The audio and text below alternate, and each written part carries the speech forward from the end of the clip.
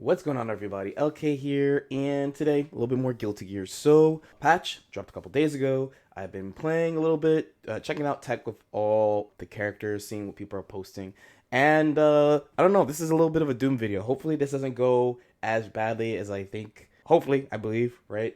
Last year, what was it? Let's say like a month after the game came out or so. I came at Guard Crush. I really dislike Guard Crush. I still dislike Guard Crush. They at least threw us a couple of bones as far as that mechanic, but that's here to stay.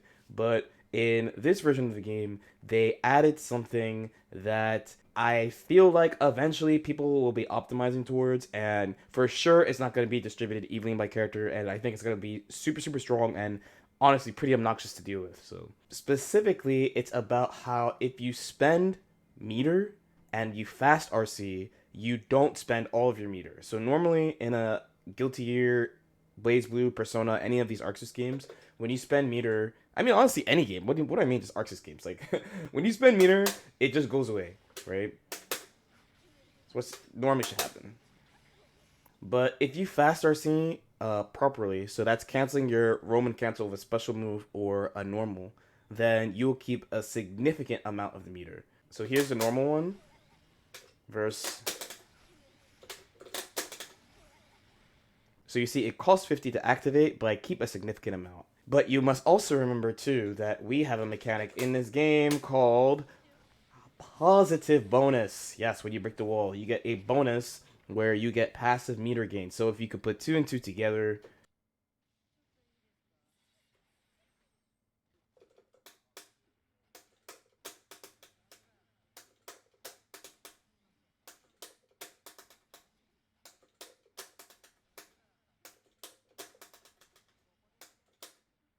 I ran it until positive ran out just to show it. So it's pretty trivial to get somebody to 100 risk.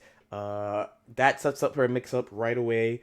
I will very much like to see what people will do with this, but as usual, it's something I've repeated on this channel. But when there is a very strong tactic, people will optimize around it. So I imagine all your favorite characters are going to try to figure out a way to really abuse this mechanic. So normally, I don't think this would be so bad, but a lot of the typical passive defense counterplay, which would be like instant block, for example, or FDIB, the timing's pretty tight. So this is definitely you would have to spend meter to mitigate this. I'm also mildly worried that there will be some characters who don't really care so much about it. A little hope that I have is that FD does cost less meter than in previous versions.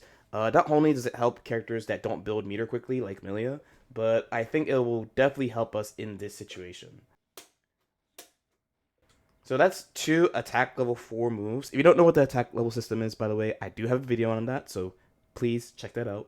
But I feel like in a previous version, I would already be about like 30 or 20%, where here I have about 40% FD. So they are definitely helping us out here. The last question is why? Like, why would they do this? Basically, like, I've never seen this type of meter usage in any game, like I said before, and I think it's probably a reflection of how some characters got to use positive really well compared to others. So this is an example you've probably seen if you played against Zato.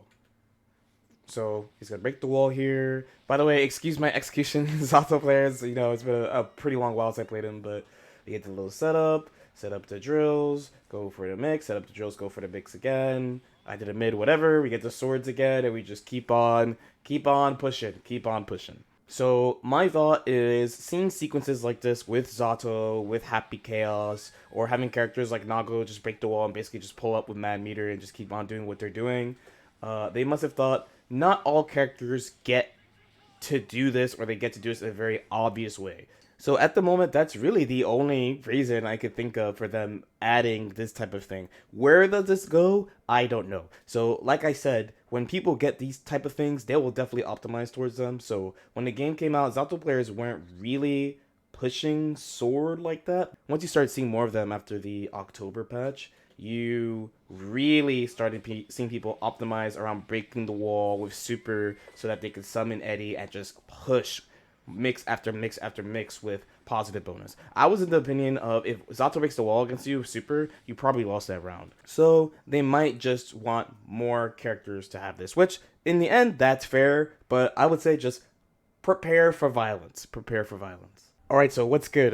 This is editing LK. Just say what's up. Immediately after I recorded this video, I saw this clip from Odawara, and there's actually a guy that I looked at a lot of his clips when I was learning Gold Lewis last year. So when I saw this clip, boy, I'll tell you what, right? I was not feeling this at all. So peep. So he is going to break the wall here.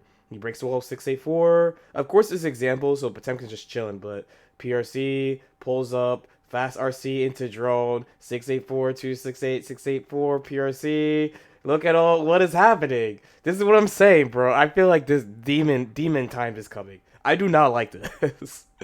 Shout out to Odawara though. I'll have a link to this clip in the description. Let me know what you guys think though. Out of the changes to the system, this one is probably my least favorite. I think we're going to see a lot of shenanigans around this.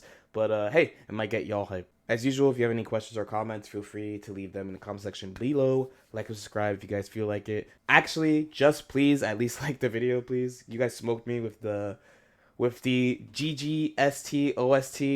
subjective, no, objective tier list. So likes actually help. Likes actually help, so I would appreciate that. And we'll see you next time. Peace out.